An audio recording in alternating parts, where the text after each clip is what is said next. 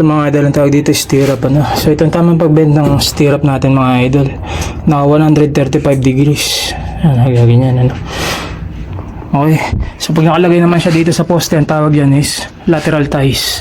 Yung stirrup na nakalagay dito ano. Or transverse reinforcement. Yan. So ayan, tandaan nyo lagi. Bago ako maglalagay ng mga yun ng, ano, ng anilyo, ng lateral ties na yan sa poste. Kahit sabi mo na. So salitan yan. Nakaganito bago kabilaan. Doon naman yung isa. Sabay nandun may isa. Katulad niya na. Kabilaan siya. Pak. So hindi pwedeng nandoon yung ano niya, yung bend niya bago na yung isa nandoon naman. So kabilaan lang yun pa diamond. Either pa ganyan o kaya pa ganito no. Ayan. So pag nagtali kayo dapat lapat pati dito.